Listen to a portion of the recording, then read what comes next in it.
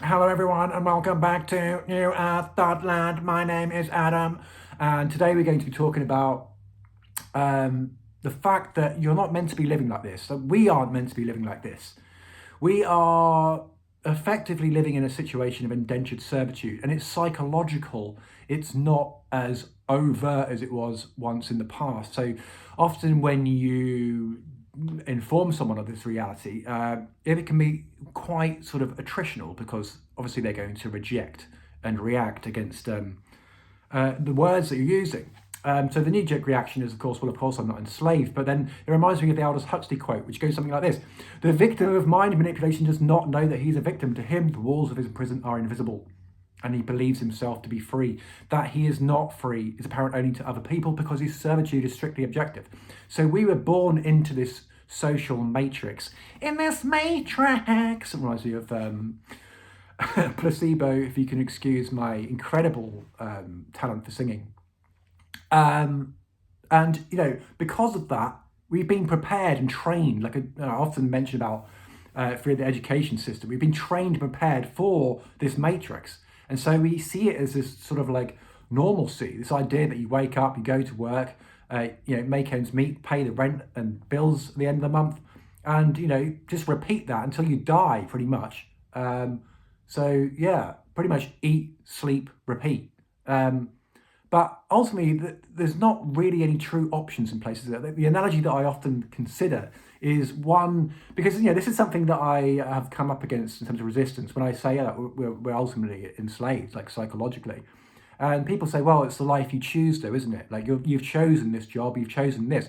And I see that as very much as us being inside almost like trapped inside a poor restaurant, like McDonald's, for example, and being told that you can have anything on the menu. You're free to choose whatever you want. You can have this job, you can have that job, you can have a hamburger, you can have the apple pie, you can have like some chips, or you can have a Big Mac.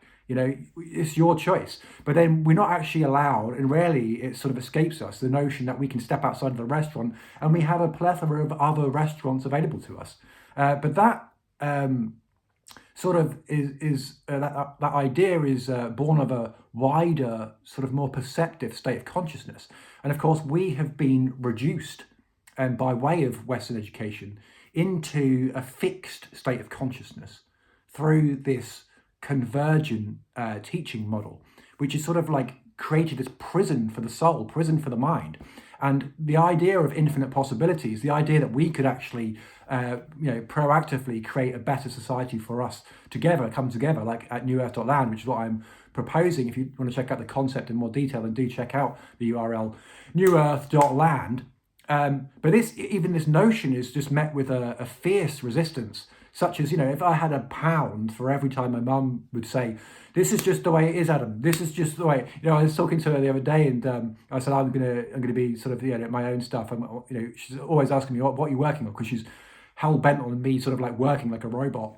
And I say, "Oh, I'm working on my own stuff," and her response was, "Oh, not that thing you were trying to do years ago, was it?" It's immediately like starting with the negative, and it's just fascinating. But often you meet a lot of resistance, and it reminds me also of the quote from The Matrix, where Morpheus says to Neo something along the lines of, "You have to understand, Neo, some people, or most people, are so inured, so hopelessly dependent on the system, that they will fight to protect it, even though you know that what you're trying to provide society is what they want." They're not even aware. It's almost like, you can lead a horse to water, but you can't make it drink. You can show people the door, but they have to walk through it.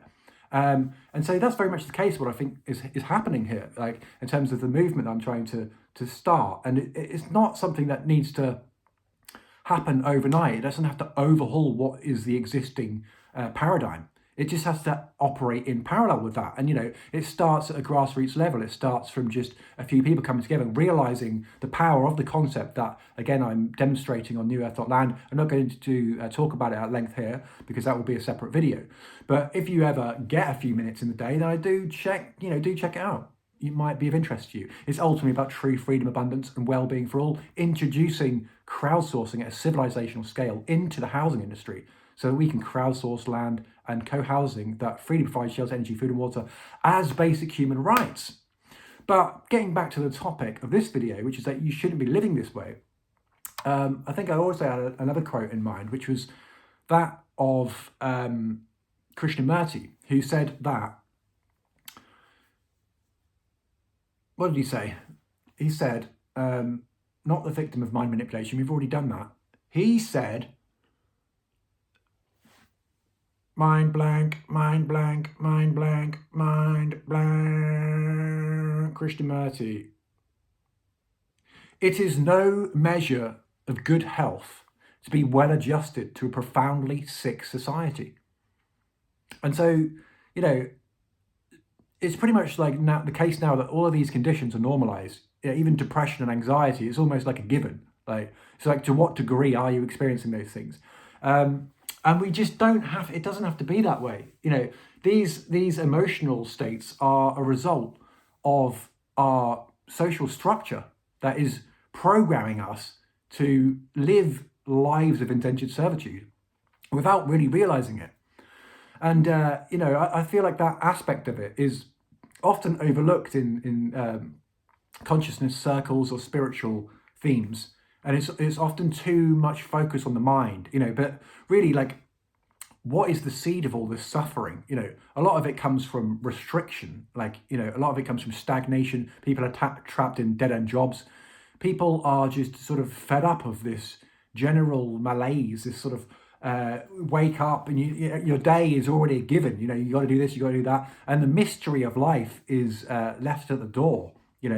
The sort of spontaneity of existence. I mean, that's kind of why I'm doing house sitting now. So I'm trying to skirt the system at the moment by house sitting and getting away from this whole rent bill situation, which just plugs you into a fixed model of existence, where like I say, everything is so prescribed. It's like, you're going to start work, then you get in your lunch break, and then you finish work, and then you might squeeze in some time to have something to eat, and then watch some TV and just recover from the day. And often in the workplace, you're spending most of our lives with people that we don't even perhaps really would spend our lives with if we had more freedom. So why don't we just come together and create the freedom that we all know we deserve? We all, this has to be the direction.